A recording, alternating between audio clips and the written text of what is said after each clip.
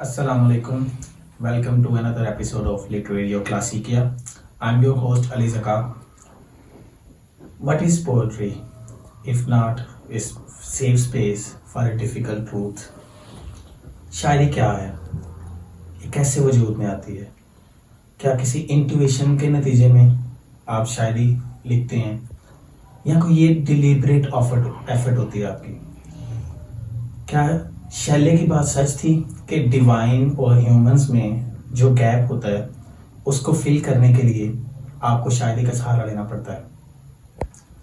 क्या शायर पैदाइशी शायर होता है या हालात व वाक़यात और उसकी रियासत, उसकी मेहनत उसको एक शायर बनाती है? इन सब सवाल को डिस्कस करने के लिए आज मेरे साथ एक ख़ास मेहमान सैयद अली हुसैनी नकवी साहब मौजूद हैं।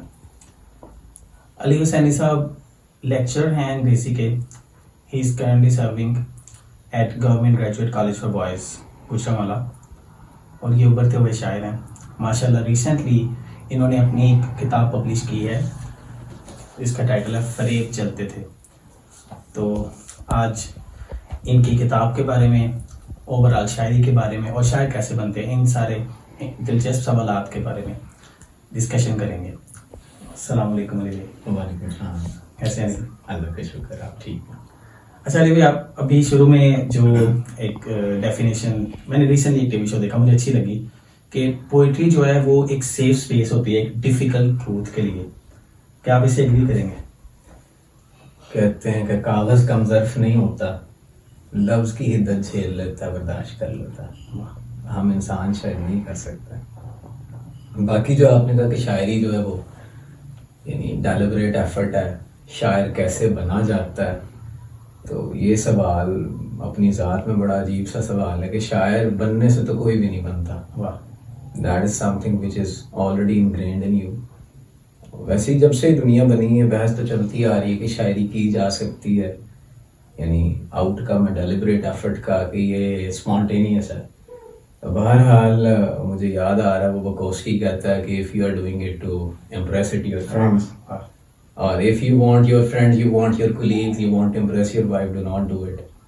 बल्कि वो कहता है कि unless it comes out of your soul like a rocket, it will keep on coming until you die or it dies in you. वो किड्स भी यही कहता है ना कि अगर नहीं निकल रही इस तरह नेचुरली फ्लो नहीं If है poetry doesn't ना come, yes, as naturally as the leaves to a tree, तो वो कहता है it should better come not at all, बेहतर ना है।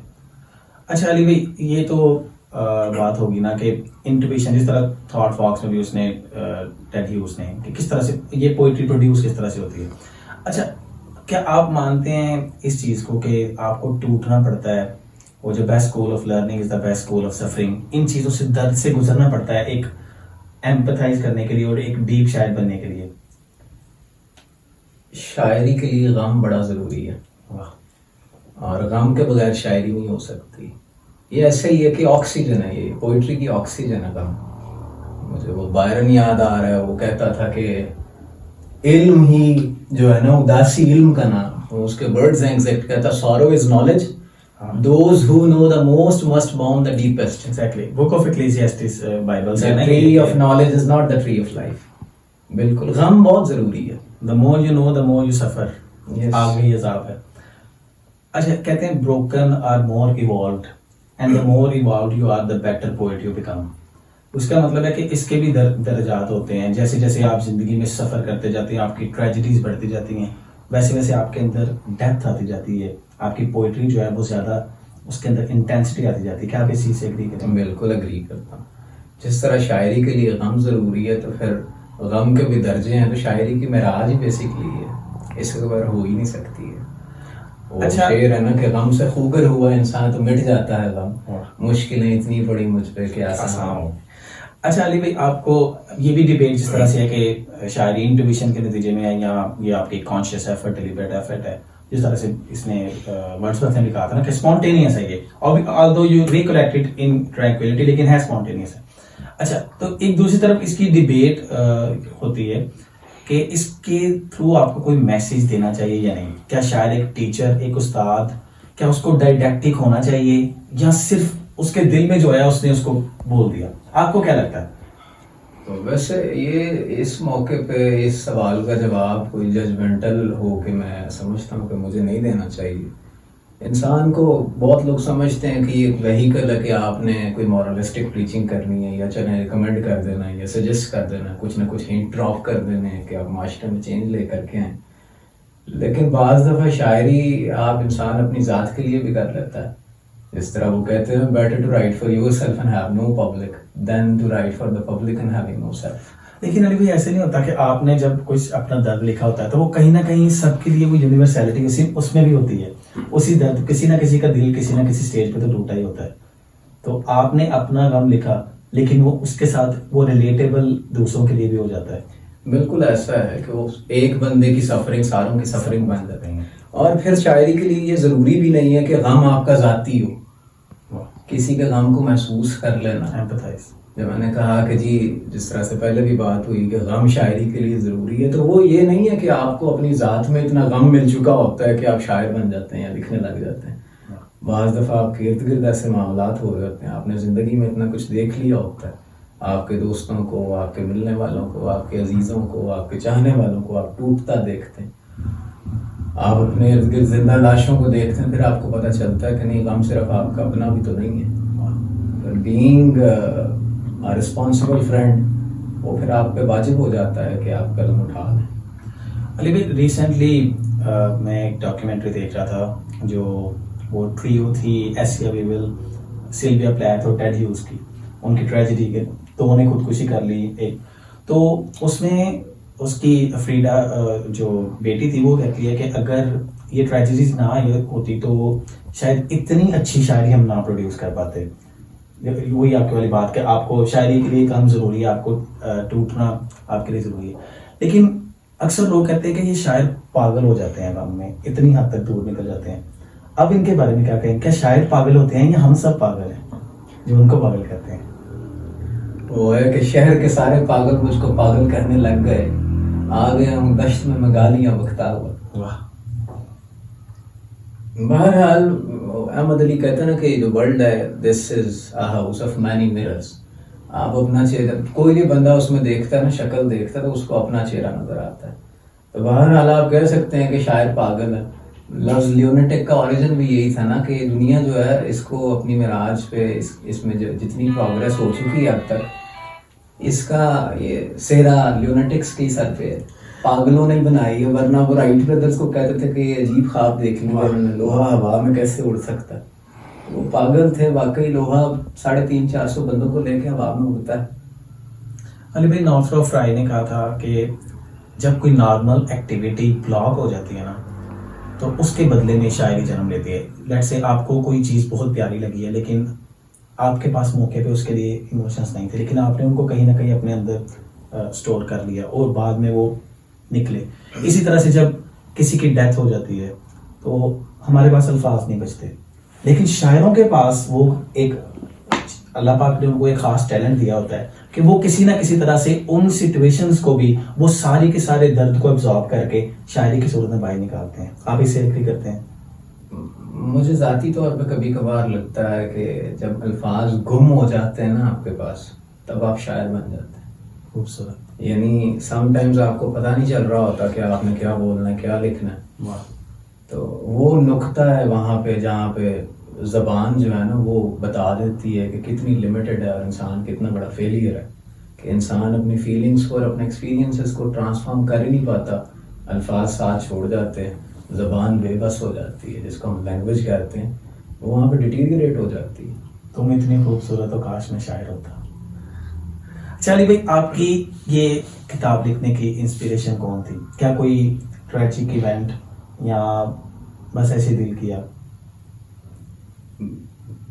اصل میں کتاب شاعری, اردو شاعری کی جہاں تک بات ہے وہ میں 2008 سے کر رہا ہوں.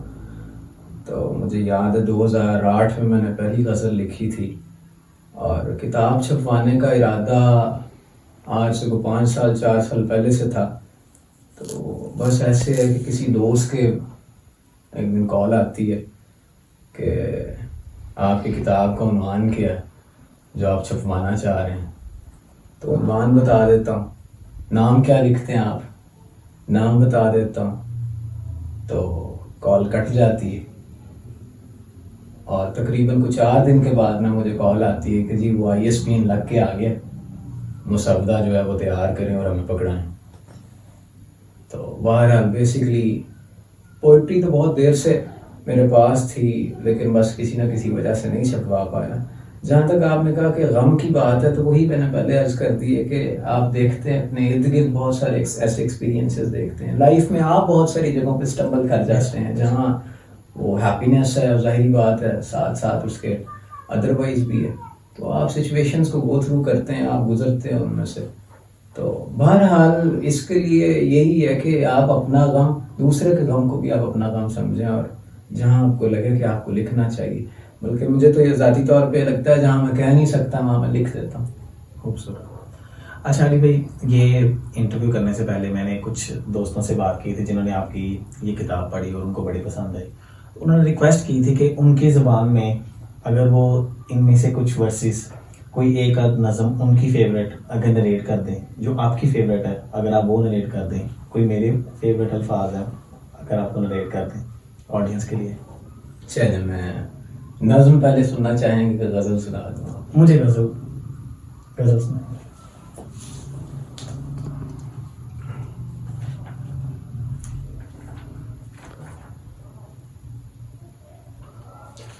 کہتا ہے کبھی تو رات بھی یہ جاگ کر گزاری ہے, کبھی تو رات بھی یہ جاگ کر گزاری ہے, کبھی تو نیند ہے, کبھی تو دن میں بھی بس نیند ہے جو جاری ہے. واہ.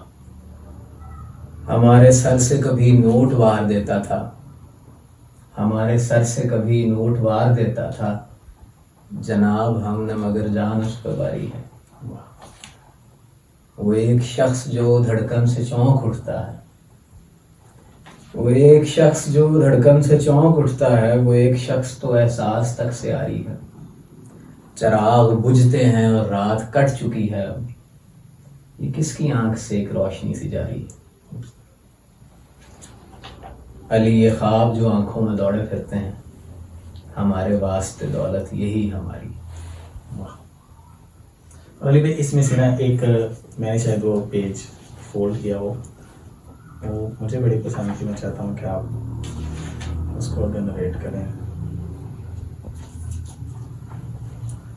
Page number 51.